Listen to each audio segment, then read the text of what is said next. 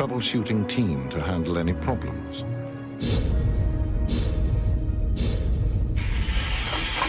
Titanic was no different. Her troubleshooters were called the Guarantee Group. Just 8 ship workers from 14,000 who would sail on her maiden voyage. Their story began 5 years earlier. Of course, Cunard enjoyed government subsidies, but need that be of any... This was the London home of the shipbuilder William Pirrie. That night, he was entertaining another shipping Their magnate. every attempt at competition is no more than an act of vanity. Pirrie was a hard-nosed Ulsterman. Ignore the fact that it's their ship that has broken the record for crossing the Atlantic. Bruce Ismay, a fastidious Englishman. As owner of the White Star shipping line, Ismay faced a challenge. His rivals, Cunard, were building new, fast liners. And as I've always said, Bruce, speed isn't everything. But surely you understand why White Star must respond. You really want to get caught up in some ridiculous competition with Cunard. I hadn't realized you were so concerned with prestige, Bruce. Without prestige, the White Star line, and for that matter your shipyard too, William, has no future. Cunard's pursuit of speed is futile. The costs just don't add up. And if people want scale, we'll give them scale. You see her as big as the Mauritania? No, half as big again. The biggest ship the world has ever seen. You think it's achievable? I have the best marine engineers in the world. You know that. What about the accommodation? The most luxurious imaginable. And the price? Our usual terms. Cost plus 4%. That would still be astronomical. And to compete with Cunard, we'd need 2 ships. To trump them, you'd need 3.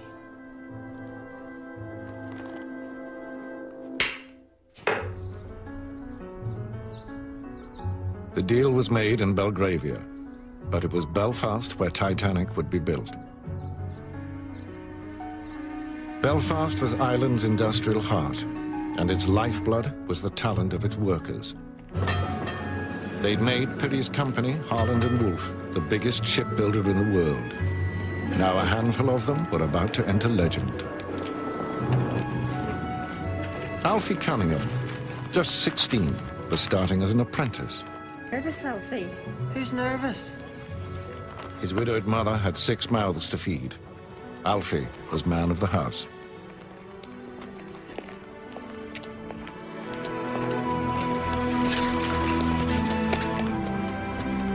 Artie Frost, 33 years old, was moving up in the yard. That hat, Artie. Why? Foreman fitter, a change of status. Morning.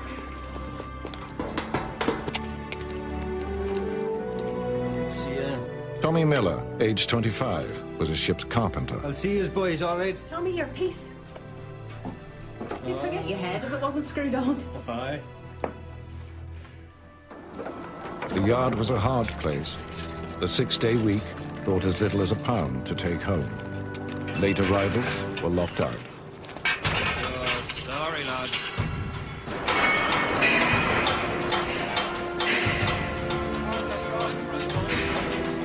Discipline was the foreman's job. Everyone a god in a bowler hat. A word from a foreman could mean either a job for life or no job at all. Mr. Frost! Mr. Frost! I know my name, son, and you'd be. Alfred Cunningham, sir. Starting today, eh? Yes, sir. Apprentice better.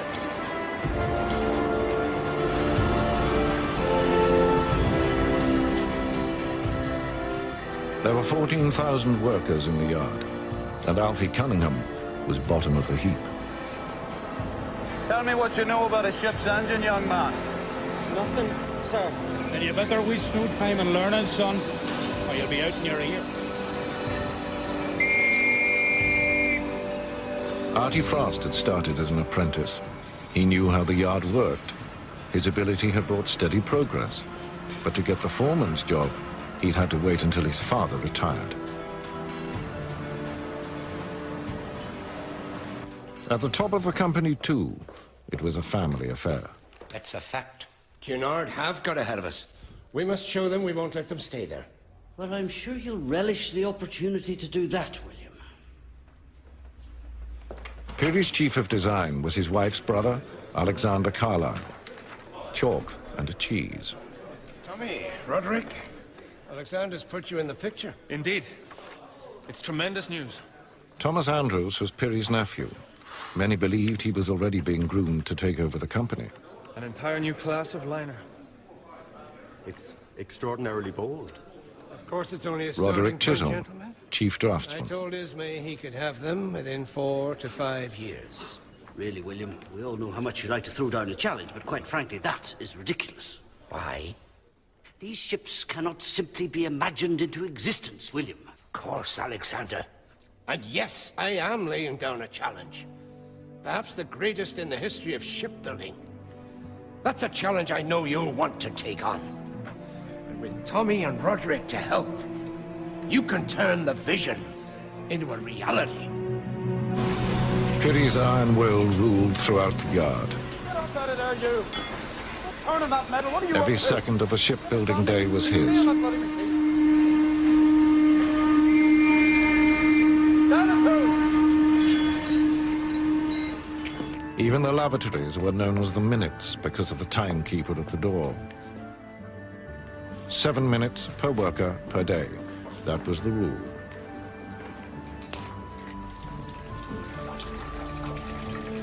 First day in the yard, aye?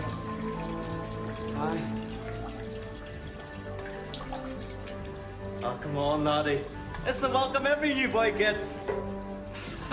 Get his trousers! Come on, keep out of this, Flowery! Said, leave him be!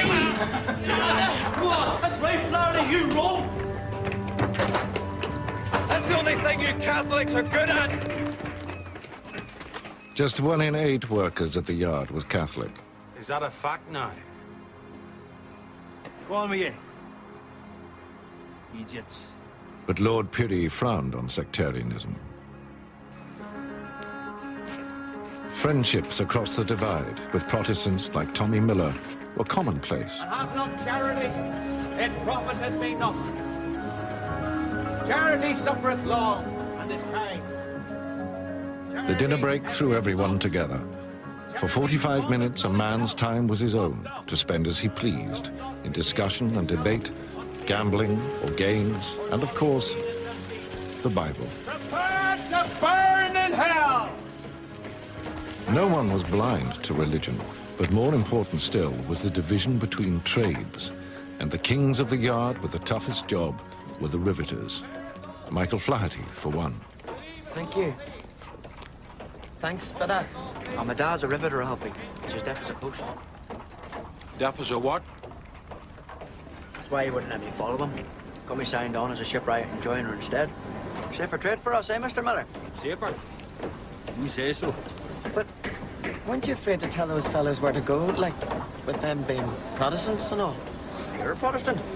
Who's Mr. Miller here? Should we be afraid of you? No. Live and let live, they say. Aye. We're all Irishmen here. Even himself. Is that Mr. Perry? Lord Perry to me and you. Must be something mighty important to have brought him down here, though, Mr. Miller. With the new liners, change was coming. Before Peary could build his giant ships, he had to rebuild his shipyard completely. New slipways, new gantries.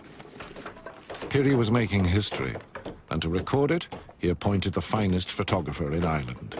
Robert Welch would capture every phase of Titanic's construction.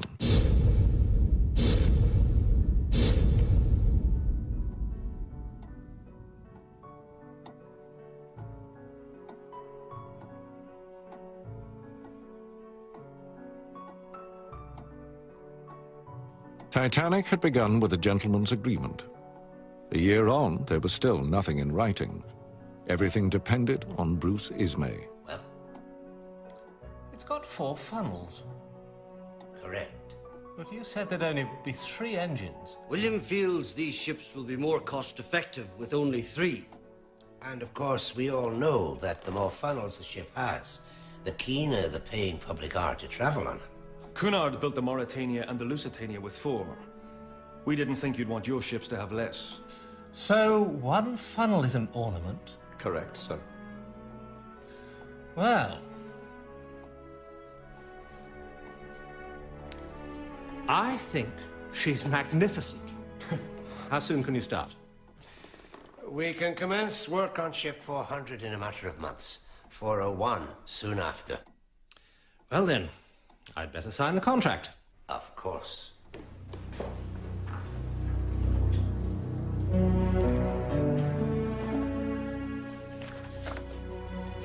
Now, they'll need names. We can't keep calling them ships 400 and 401.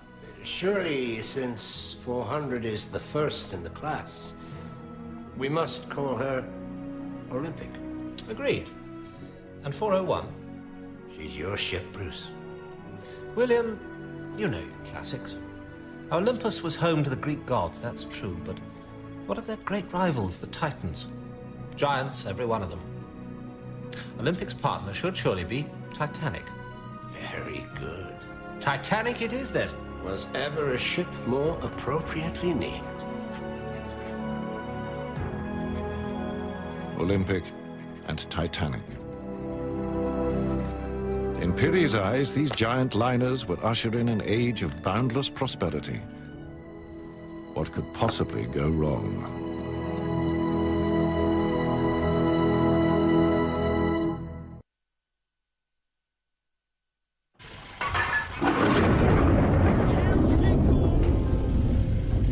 A storm was breaking over Belfast. Before Lord Piri could build the future, he had to destroy the past. 3 entire slipways were razed to the ground to make way for 2 massive cradles where Olympic and Titanic would be laid.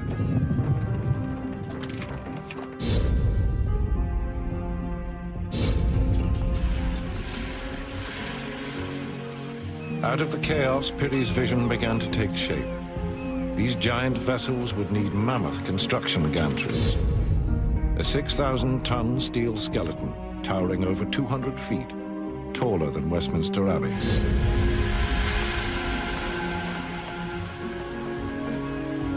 At its heart was an intricate system of mobile cranes, designed to reach every part of the ships beneath.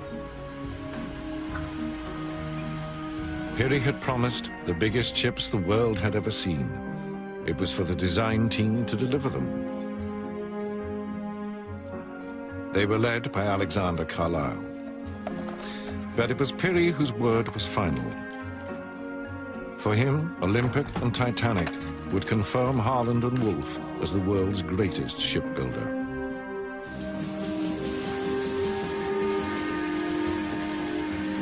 And even the youngest of his workers felt the same.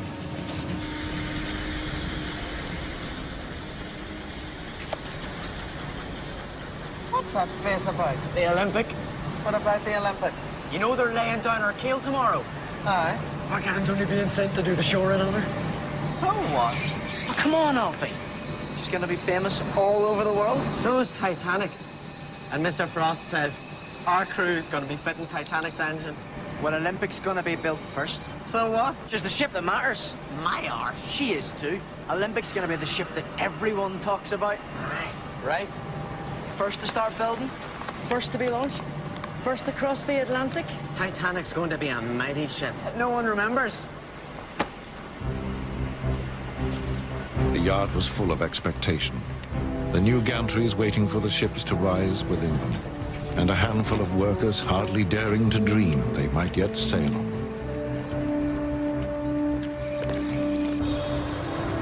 Barely 3 months later, Titanic's own keel was being laid.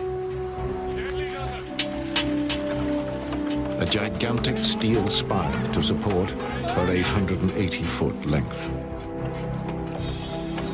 The keel plate stood the height of a man, easily reached by the 7-ton riveting machine suspended from the gantry. The wooden blocks beneath were carefully angled, ready for the eventual launch.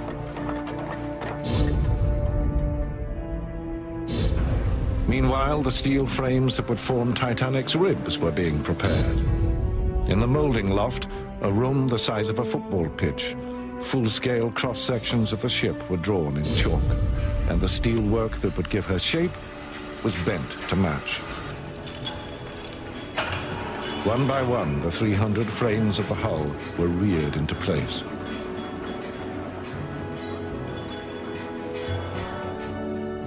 And Lord Pirrie's ambitions were also growing. Political ambitions.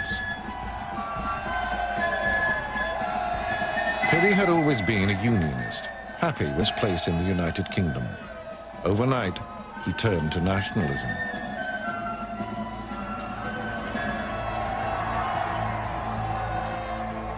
Ireland would prosper more, he argued, free from rule by London. Many Irishmen shared this vision. They called it Home Rule. But Pirrie was playing with fire. Those against Home Rule included many of his own workers. As Titanic took shape, a rift was developing in the shipyard.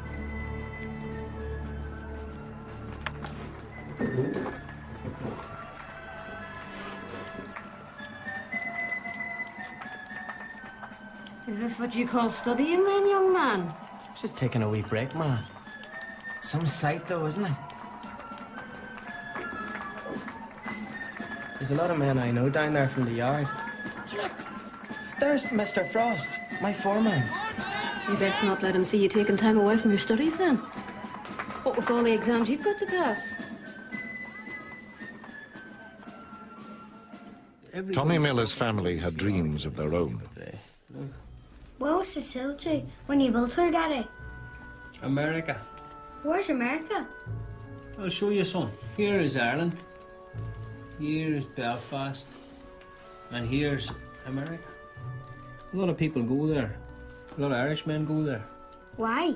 Apple pie. What? They say they've got the best apple pie in the world. Apple pie like you've never tasted. Covered in cream. Honest? Can we go? Tommy. You're still not yourself, are you? I'm just a wee bit tired, that's all. You need to go and see Dr. Henry. Can't afford it. An outside lavatory, a tin bath, and just about enough food on the table for the men building Titanic. And for the most discerning of our first-class passengers, there will be a choice of 39 private suites, each one of which will comprise bedroom, bathroom, private sitting and dining rooms, all fitted out to the highest standards. Yes, gentlemen, splendid though these plans are, we had agreed to discuss less exotic subjects today.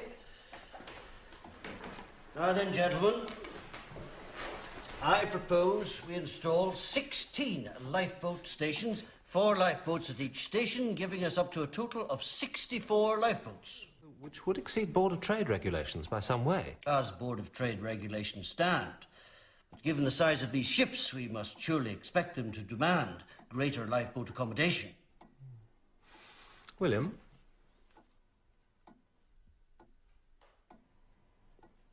I'm sure it's best to prepare for all eventualities.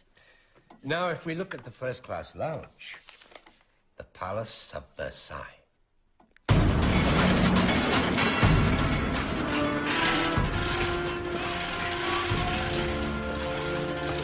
It had taken a year.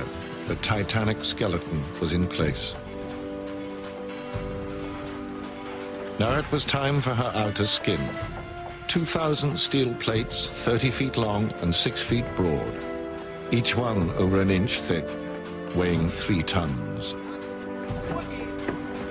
Plates were fixed to the frames with rivets, but the curving lines of the hull were too complex now for machines. This called for hair's breadth judgment and muscle power.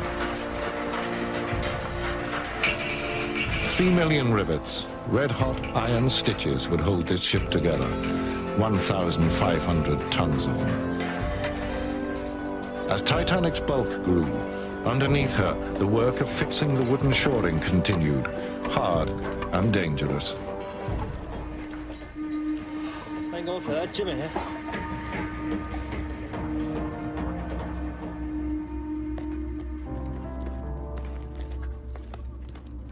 Beneath the activity, there was unease. The rift over Home Rule was growing. The fiercest opposition came from the Orange Order.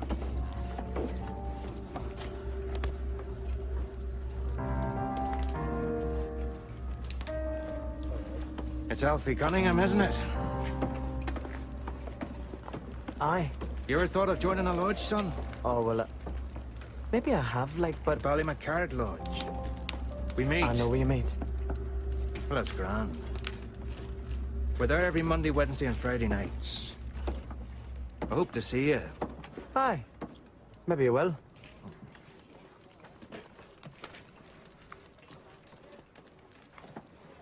You wouldn't. Wouldn't what? Go to an Orange Lodge meeting? Who says? What in Egypt you'd look in a sash and a bowler hat, banging a stupid great drum? Get lost, Flaherty, Come would on, you? can't you take a joke?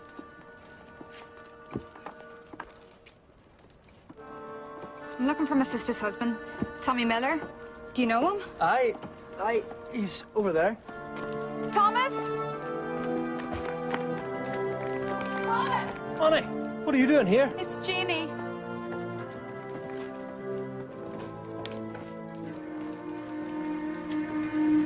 The tide in Tommy Miller's life was turning. I found her on the kitchen floor. Dr. Henry says it's rheumatic fever. Is it bad, Doctor? Before antibiotics, rheumatic fever was common. The result, almost certainly, would be heart disease.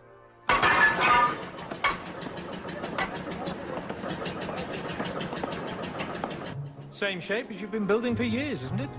But much Francis bigger. Carruthers, the representative from the Board of Trade, charged with ensuring safety standards. Oh, yes, I'm not disputing the size. They're colossal. But the hydrodynamics haven't changed at all. Long and narrow in beam. Which is why they're known as the Greyhounds of the Sea. Or coffin ships, as your rivals refer to them. No time for joking, Mr. Carruthers.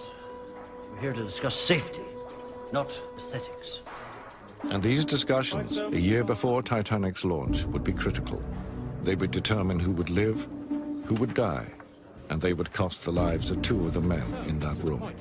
What would happen if she were in a collision? And were to behold as a result? Well, I think I can fairly say that our new bulkhead door system is both revolutionary and unique. The damaged area will be completely sealed from the rest of the vessel, hermetically sealed. In theory, she should stay afloat no matter what the damage. The ship is, in a real sense, her own lifeboat. Nonetheless, I see you've allowed for 16 lifeboats? 16. I have made allowance for a great deal more than 16. But 16 will meet the legal requirement exactly. Lord Pirrie knows that.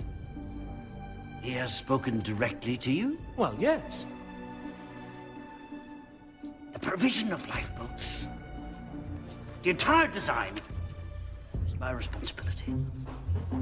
For Carlyle, 40 years with Harland and Wolff, this was breaking point. The regulations clearly show that 16 lifeboats is sufficient for a vessel of 10,000 tons and over. Agreed, William. But these ships are 5 times that size. How on earth can we get more than 3,000 people into 16 lifeboats? I have freely offered a further provision of 4 life rafts as well. We are now giving them more than their regulations demand. Oh, the regulations are out of date. This is a theoretical risk only, Alexander. The ships have been designed by you so that they cannot sink. Don't you see, William? Any human design is fallible.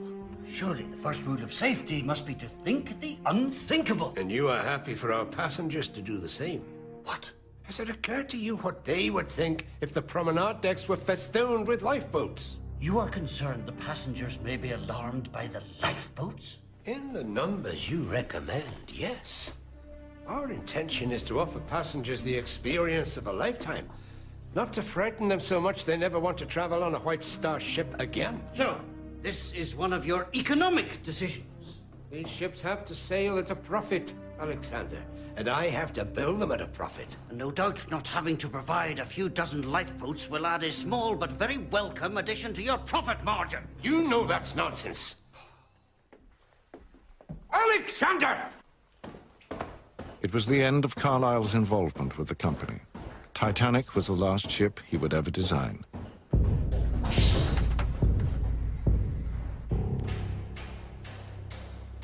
Titanic would need a new chief designer. For Lord Pirrie, there was only one choice: his nephew, Thomas Andrews. In the spring of that year, 1910, Halley's Comet was visible in the night skies throughout Europe. Some say it was there when Andrews took his wife, Helen, pregnant with their firstborn, to show off his new liner. She's my ship now, Helen.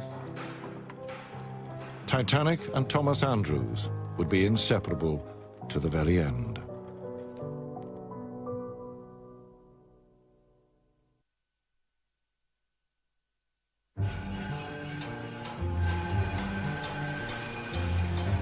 By the spring of 1910, Olympic's hull was fully plated. For the workers on Titanic, the challenge was to catch up. Working with hot metal, speed was everything. The riveters were paid on piece rate. The faster they worked, the more they earned. Danger was always close by.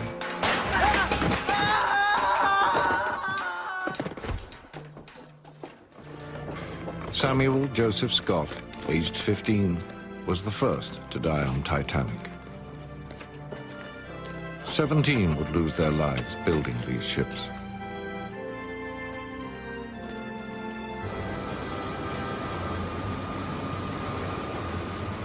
Alfie Cunningham was starting work on Titanic's boilers.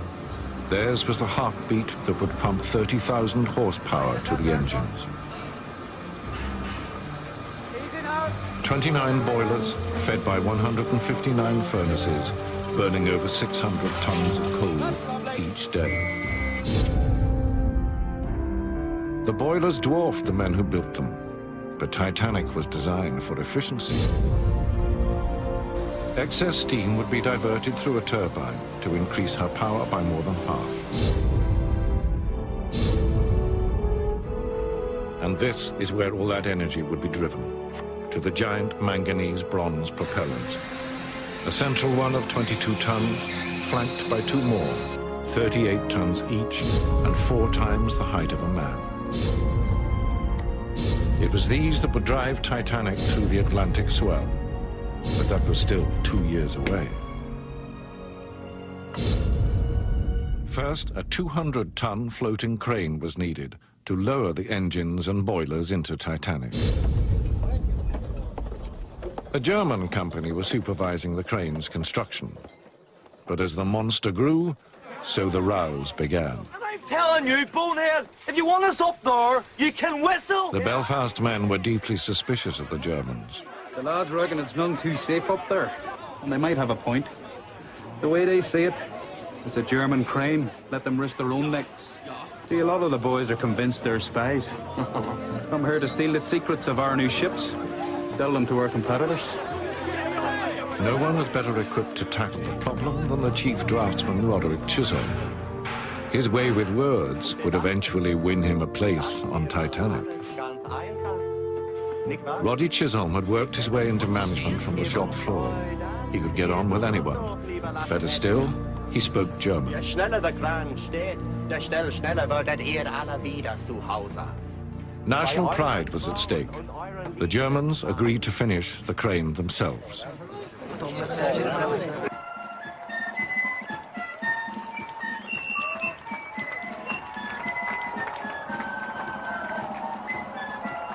For young men, these were stirring times. Patriotism and religion were to be celebrated.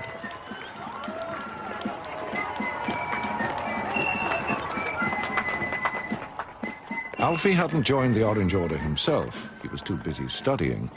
But he could understand the pride felt by those who were Orange men. You all right there, Alfie? Fine, Mr. Frost. Good man. He was proud, too, of Titanic. This was the launch day for Olympic. Lord Pirrie was never happy to see work stop. Those watching the launch had to forfeit their pay. Alfie! What are you doing here? Aren't you gonna go watch? Watch what? You know what? 5 minutes to go. Come on. You want me to lose half a day's wages just to watch that old tin tub splash into the lagoon? Just my ship, Alfie. Aye. And I'm trying to build mine here, if you hadn't noticed. You're an agent, Cunningham. So you are. With hard work, Alfie might yet get onto Titanic.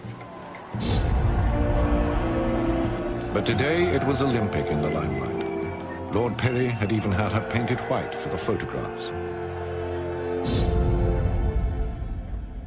The giant floating crane was ready at last, but the German flag had been raised as a finishing touch. The Belfast men were not impressed.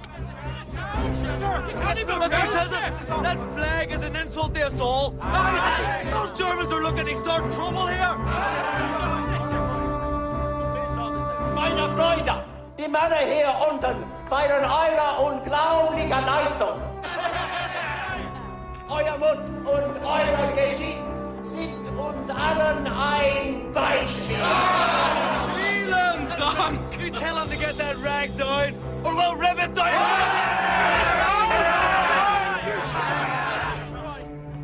Kommt herunter! Wir wollen auch die Zukunft unserer Länder anstoßen. Ich Michael nun, Sohn! Ihren Männern sind ein Haufen von Bettnässen, aber wir werden ein Bier mit ihnen trinken. So where do we stand, Mr. Chisholm? We've apologized handsomely. And I've promised you all a drink. The Germans surrendered both the crane and their flag. They were even persuaded to hoist the Union Jack. Soon enough, these men really would be at war. But for now, peace.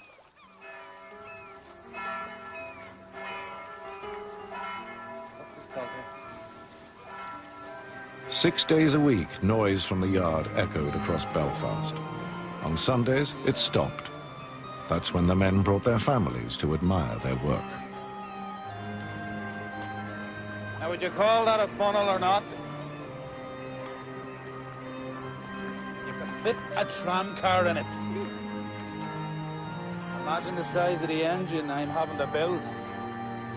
As needs a funnel that size to take away the smoke.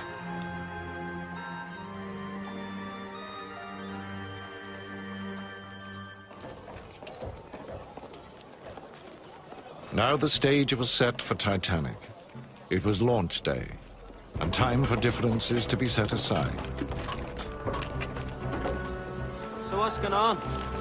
Ah, sure, they've only sent me over to help knock out the shores on Titanic. He's working on our ship. After all this time of saying she was second best. Aye, I reckon you'll be permanent, son. Olympic seals off for sea trials this afternoon. So go on then. Get to work. Aye, but you be careful under there, son. That's no place for skylarking. Aye, of course I will. You're right then, Michael. Where are you two off to? We're travelling first class, so we are. You what? We'll be going down the slip on her. We'll have to help gather in the cable. That's not fair. No, it isn't, is it?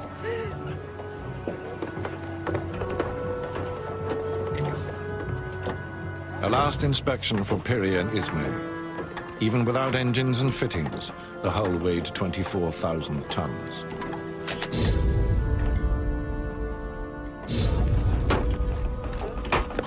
As the timber props were knocked away, her full weight settled onto the sliding way. On the launch platform, Captain Edward J. Smith, who would skipper both Olympic and Titanic. 10 minutes to the launch, and a red flag was hoisted to warn other river traffic to stand clear.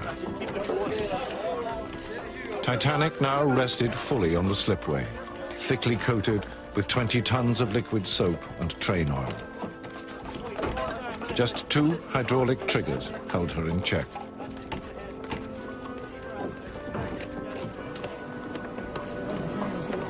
There would be no champagne, no ceremonial naming for Titanic.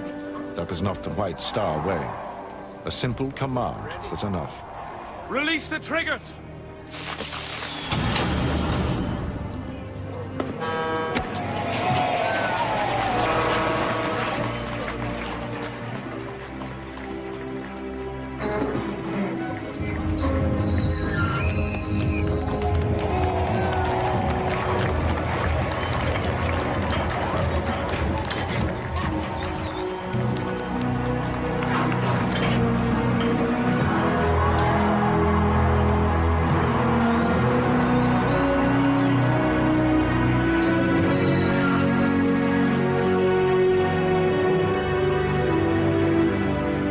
As she entered the water with scarcely a ripple, she was already traveling at 12 knots. Only the drag chains trailing behind, 160 tons of them, could draw her to a halt. It had taken just 62 seconds. Titanic was afloat.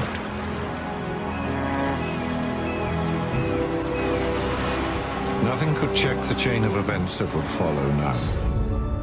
And it would destroy the life of the very man who had brought Titanic into being.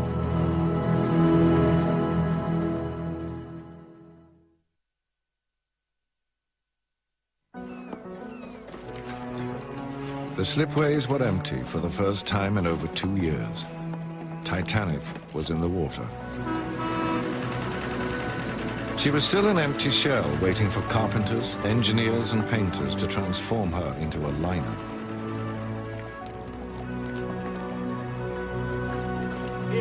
Meanwhile, her sister ship, Olympic, was on her maiden voyage. Thomas Andrews was anxious for news. At last. A wire from Olympic. Yes? From Mr. Ismay. He's raised some real concerns about the ship.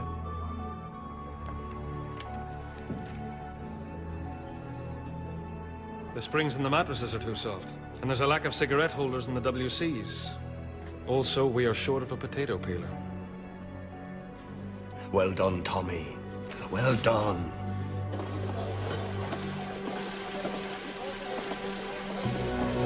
But even as Titanic's slipway was being cleared, there was another forewarning of tragedy to come.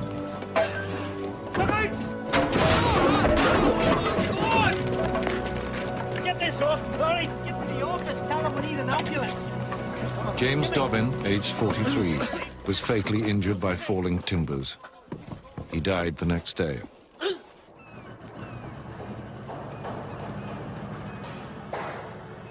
Already, Titanic was at the fitting out wharf, but it would be almost a year before she was ready to sail.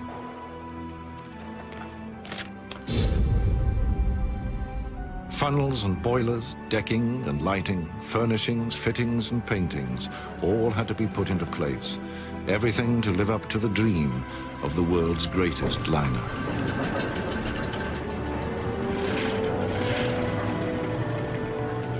And in that year, the Guarantee Group would be chosen too. The 8 workers who'd earned themselves a trip on the maiden voyage. Many had scarcely left Belfast. America was beyond imagining. Shall I tell you something, Liam Flaherty? What's that, Mr. Miller? I think you're on your way to being a half-decent shipwright. You should tell my dad that. Yeah, that's deaf. I mentioned it to a few other people, though. Mr. Cumming, the gaffer, for example. Well, that's good of you, Mr. Miller.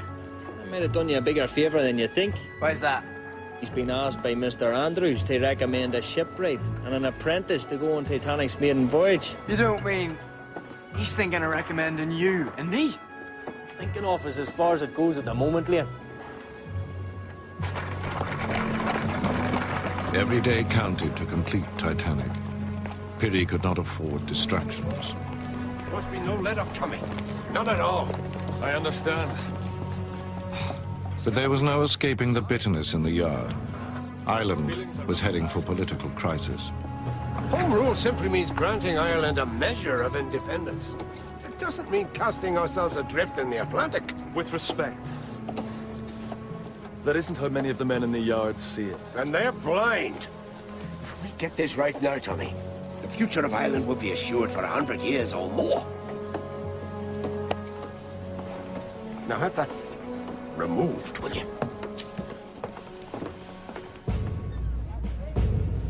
The time has come.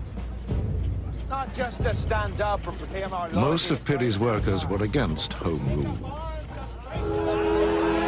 Unionists were determined to resist Irish independence, by force if need be. between duplicitous politicians in London and Pope-loving nationalists here in Ireland. We will resist their plans with every means at our disposal. There will be no surrender. There will be no compromise with our enemies. The workers of this shipyard will be at the vanguard. The talk was of treachery. Betrayal at first hand. And for Piri's workers, there was one man they could not forgive. William Piri! a deal with the devil to sell his own soul if it suits him. There was poison in the air. Not succeed. They might be going to New York. New York? What are you talking about? Well, it's not definite, but Mr. Miller thinks you've a real chance of being asked. Get lost, Liam. Aye. So you get 100 yards from the Falls Road and you don't know where the hell you are. They'd not take you to New York, son. New York.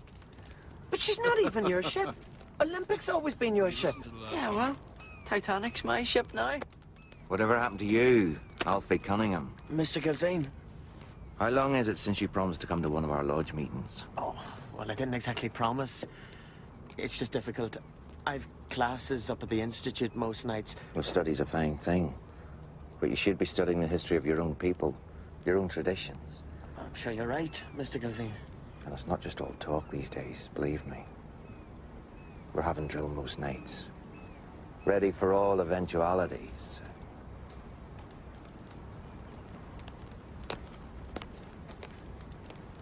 Who does he think he is? Drill. There's a lot of that going on at the lodges these days. There's talk they'll be getting rifles. Aye, it's madness. Why? Some of us want this kingdom to stay united. There's a lot of Irishmen who don't want home rule. So you're gonna fight too? I haven't said that. Start a civil war. We don't want to start any war. We just want to stay loyal to our country. You're starting to sound more and more like your man, Gilzane. Full of shite.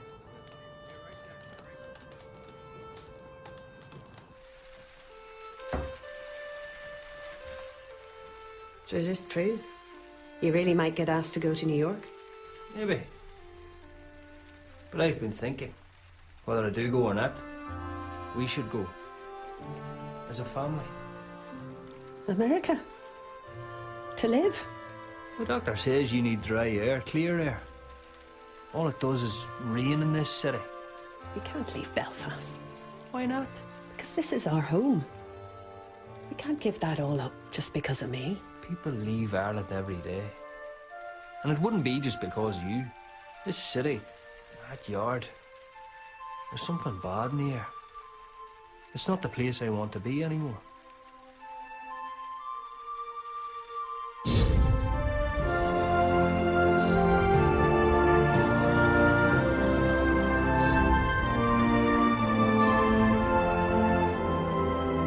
Only on Titanic now did the real world seem far away. Piri's vision was coming to life.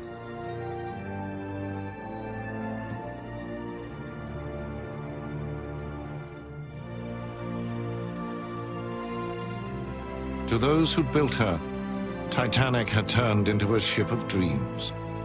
Would you look at her, Alfie? Titanic's magnificent. Did we really build all this? You, me, and one or two more.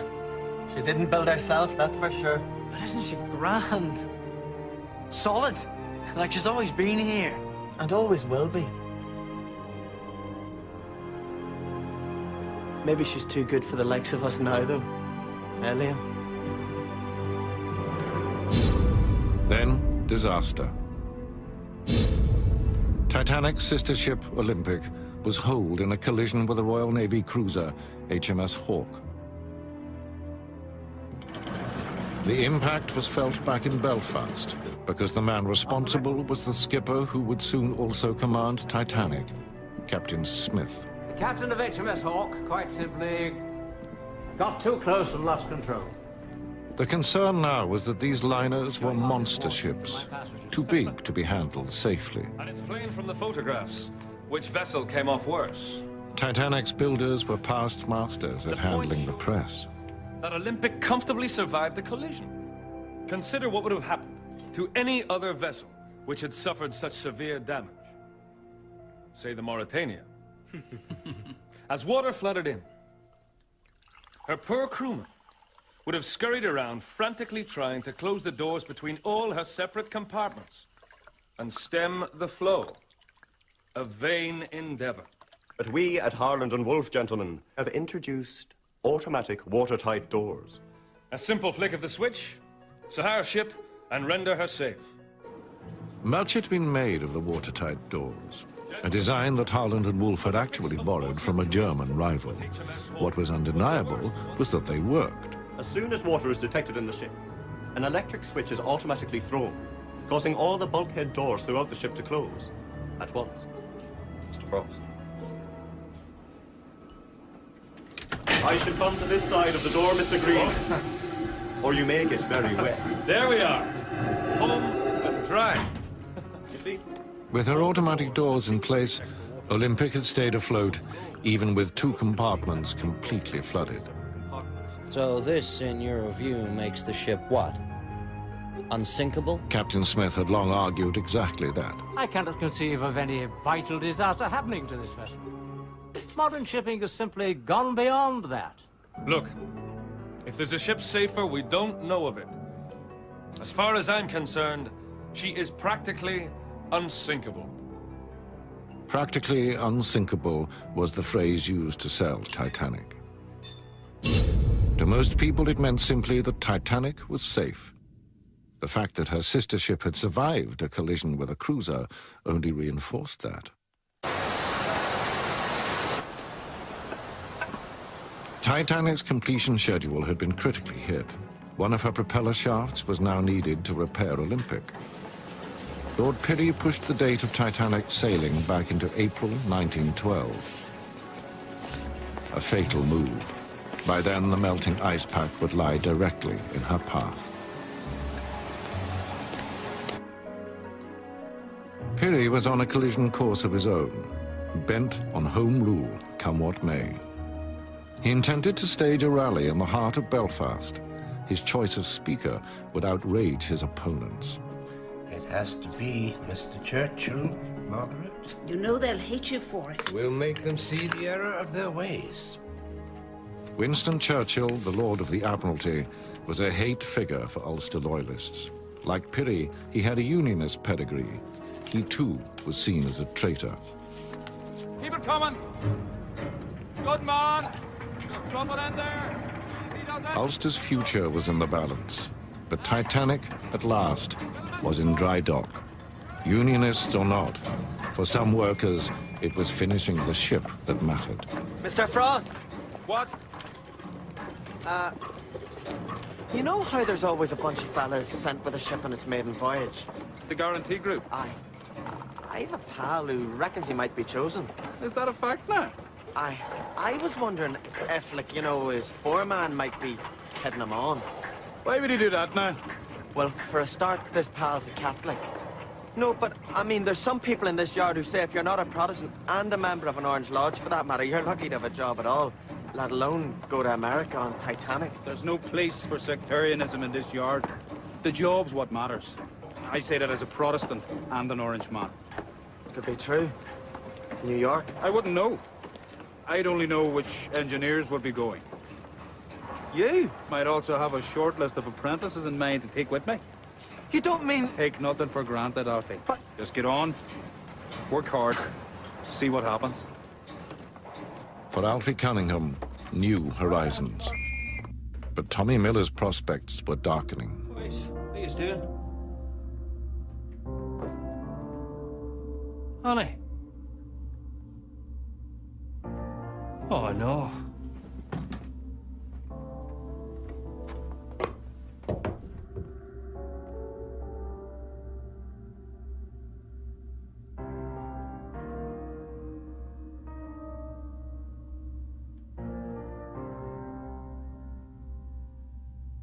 Jeannie Miller was just 32 when she died.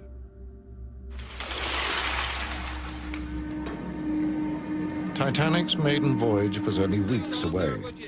The Guarantee Group was on everyone's mind. You're lying. I am not. Maybe we'll both get to go to New York. Or maybe he's just stringing you along. Mr. Frost knows I'm good at my job. And you're a prod like he is. What's that got to do with it? Do your chances any harm, will it? What do you mean?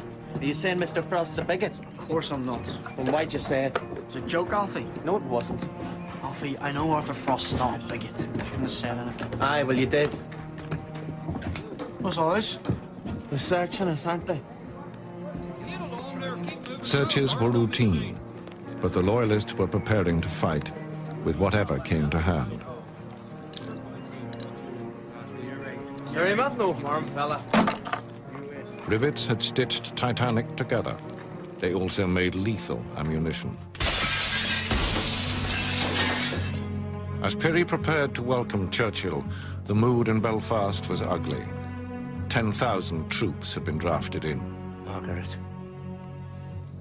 if I thought it would come to this, I'm not sure that I'd have... Even the threat of violence is a disgrace, William. It's an attempt to stifle free speech. You'll not let them succeed. I most certainly will not. Pirrie and Churchill found themselves facing the full fury of the Unionists.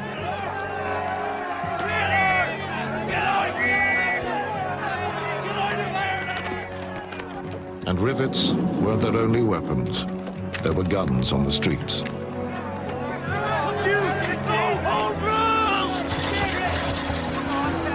Mind the woman!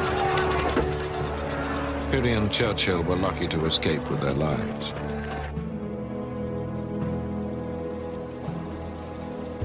Pirrie had never been bettered in any confrontation, but that day changed everything.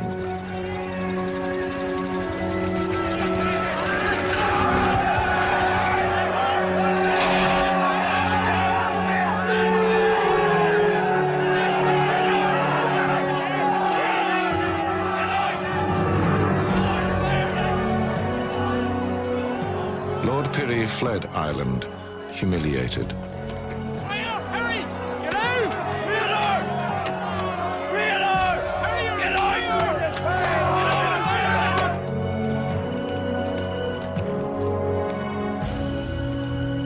The man who had conceived Titanic, the greatest shipbuilder in the world, would never see her again.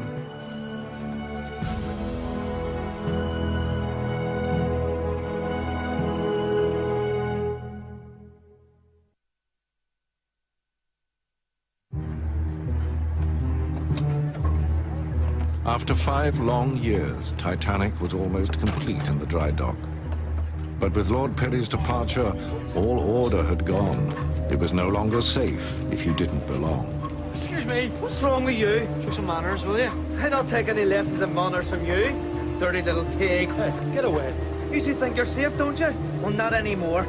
Pirrie ran away, in case you didn't hear. All Catholics run away in the end. Pirrie's not a Catholic. Aye, he's a Catholic lover. Even worse. Come on, son. Leave it. You're better than this.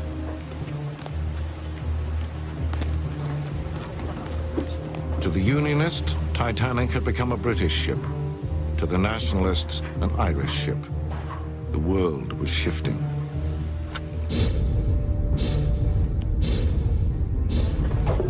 Here.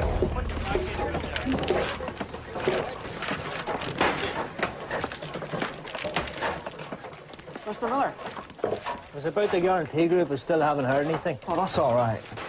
Aye, but the thing is, if you're chosen, you'll not be going with me. What? You mean you've heard you're not going? No, I'm giving this job up. Why? This yard. Never did feel safe, but nowadays, I don't know. I get a bad feeling about the place, and I have 2 weans to look after. What with their mother gone? I've taken a job as a deckhand with the White Star Line. Oh, that's grand. But it'll take you away from home. Ah, my sister-in-law Annie will look after the boys. When I've saved enough, I'm going to bring them out to America. A new life. Oh. Good luck. Aye. Thanks.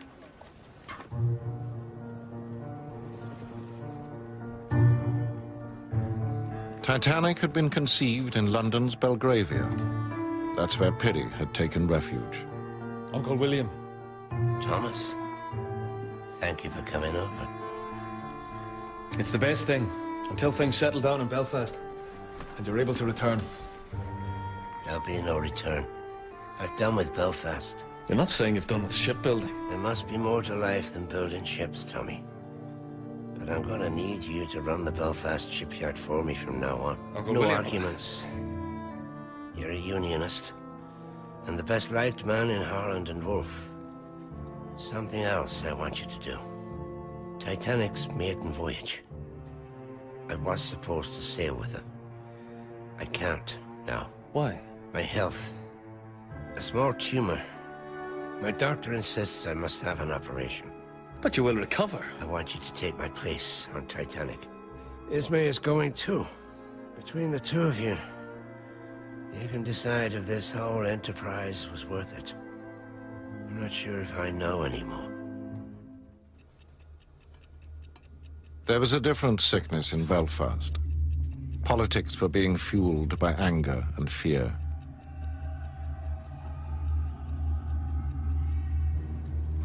And in the shipyard, there were scores to be settled.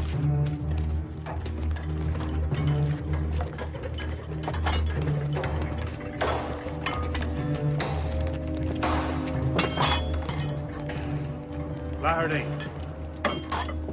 Flaherty. Lord Perry regrets to inform you that you're out of a job. And tell him to come down here and tell me so himself. Come on, Flaherty. You're not that deaf. You touch me one more time, son. You what? Ah, what's going on? Liam, get out of here! I'll be coming up.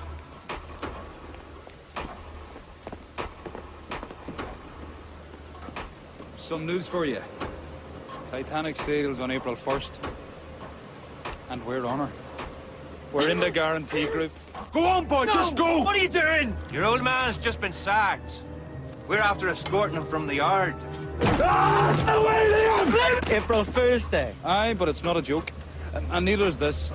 Your pal Liam Flaherty's definitely going with us. Does he know? I doubt it. Where are you going, son?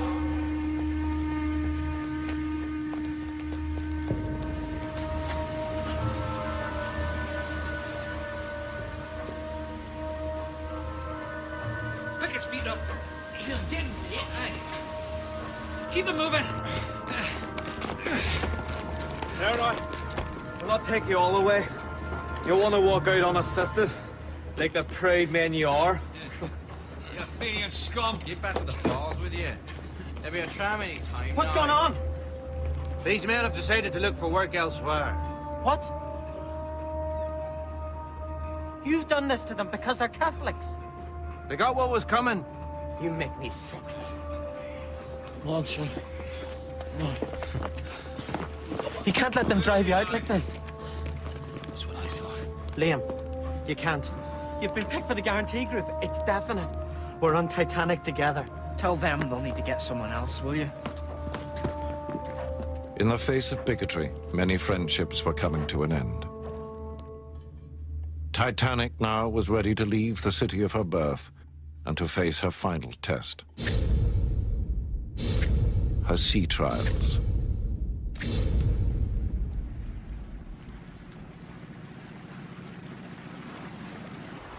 Signal tugs to releases. Release tugs. 5 years of endeavor for one moment. Stop the engines. Away we go, boys.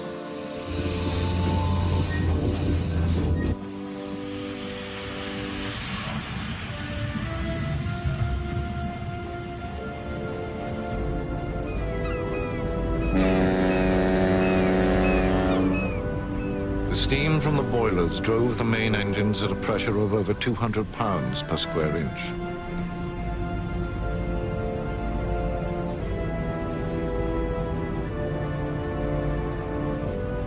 Gentlemen, Titanic is underway.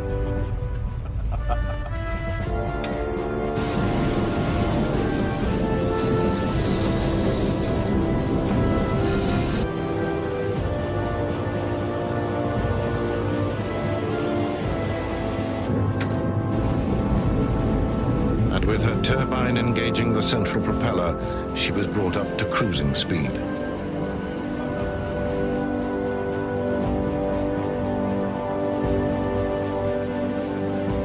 There had been last-minute changes, more first-class staterooms and private promenades. They'd made her heavier, 1,000 tons heavier than her sister ship.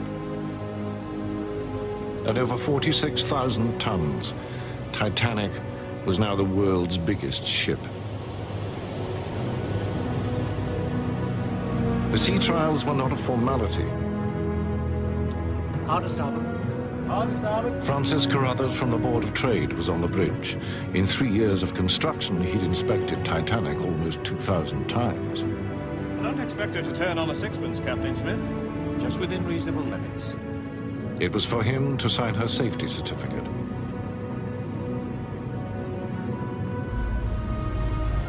On that April day in the Irish Sea, Titanic was put to the crucial test. At her full speed, 21 knots, how quickly could she stop? Full speed astern. Full speed astern. That's as quick as you can!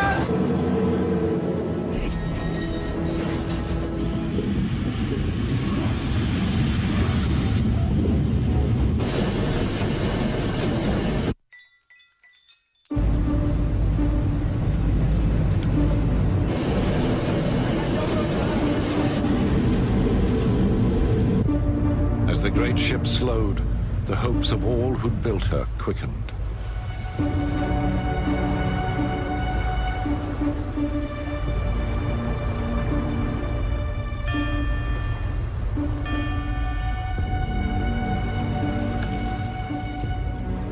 Well, Mr. Carruthers. 850 yards. Well done. That's quite acceptable. Excellent. Excellent. She'd stopped in under half a mile, less than 3 times her own length. Her passenger certificate was endorsed. Good for 1 year. Titanic was free to take on the world. And chance had brought aboard someone who knew her very well. Mr. Miller! Oh, Faith. 2 months earlier, Thomas Miller had left the shipyard, but White Star was short of crew. He was back on the ship he'd helped to build. Hey, Ren. How come you are? Only my second job as a deckhand to New York on Titanic. They were short-handed. My good luck. Well, isn't that the best news? And you're going too. Aye. So we'll be seeing plenty more of each other. Well, will that? Here, all Faith. Can I buy you some apple pie in New York?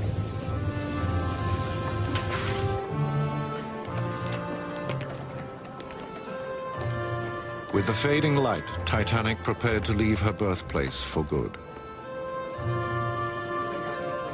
And Thomas Andrews gathered his prized guarantee group, the troubleshooting team for the maiden voyage. 8 trusted men, among them Roderick Chisholm,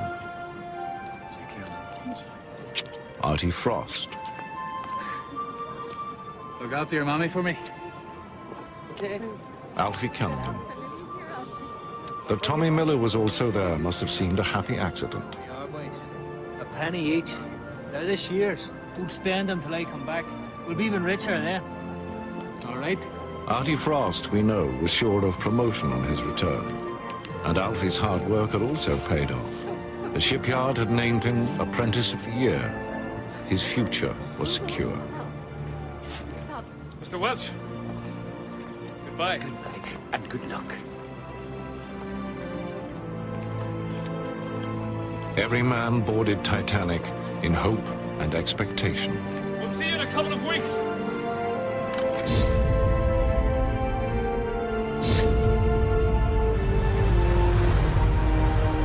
Days later, on the night of April the 14th, 1912, Titanic, the biggest ship in the world, met her iceberg, shaped by nature 6 times her size.